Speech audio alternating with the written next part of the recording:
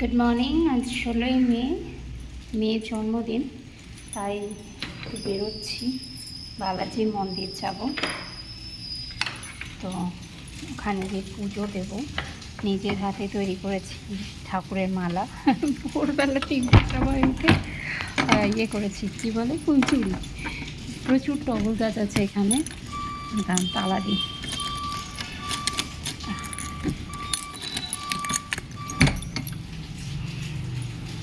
তো হয়ে গেছে, এই দেখুন।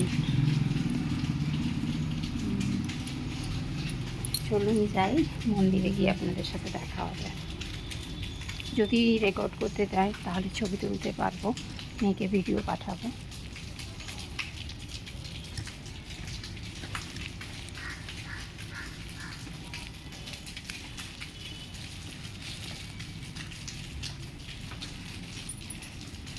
আসলে এখানে প্রত্যেকটা গলিতে এত মন্দির আর এত সুন্দর সুন্দর মন্দির যে আপনার মনে হবে কোনো তীর্থস্থানে আছেন।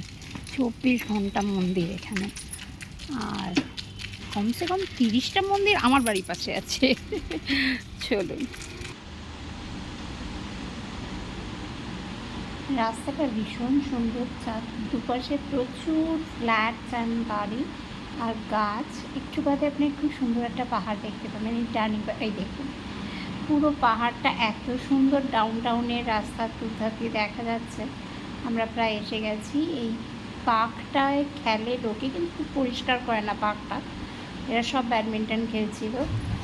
এবং এই ছোটো গেটটা দিয়ে ঢুকে এই যে বালাজি মন্দির, ভীষণ সুন্দর মন্দির, কিন্তু ভেতরে ছবি তুলতে দেবে না, পারমিশন নেই। কিন্তু মেয়ের নামে পুজো দেবো বলে কালকে এসেছিলাম বলে আমাকে একটু ভেতরে ঢুকে একটা ছবি তোলার পারমিশন দিয়েছে, যে ছবিটা আমি প্রথমেই লাগিয়েছি, বালাজি গোবিন্দা গোবিন্দা রামায়া রামায়া।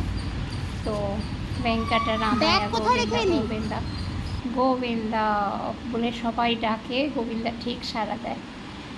আমি হয়তো তিরুপতি আজ অব্দি যাইনি, আমার কোনোদিন বালাজি দর্শন হয়নি, কিন্তু কোনোভাবে আমি ডিসেম্বর মাসে বালাজির একটা মূর্তি গিফট পাই এবং এখন এখানে আছি। আমাকে একজন বলেছেন যে বালাজি দর্শন করে আসুন, বিপদ সব কেটে যাবে।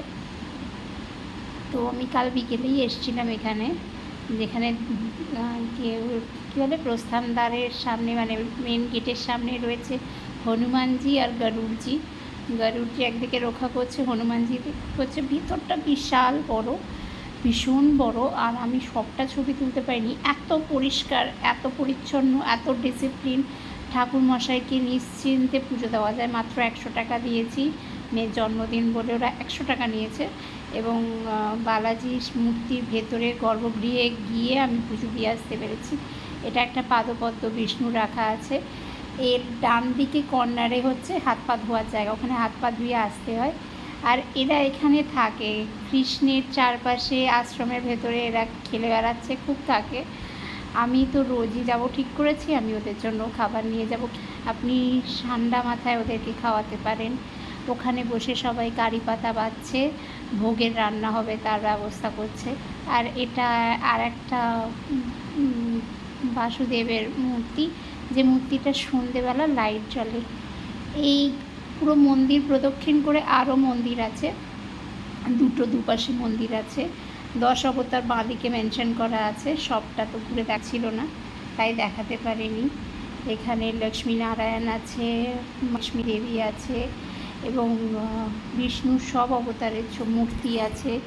ওপাশে বড় বড় সব আছে, যা শেষনাগ সব। খুব সুন্দর জায়গাটা, খুব শান্তি পেয়েছি।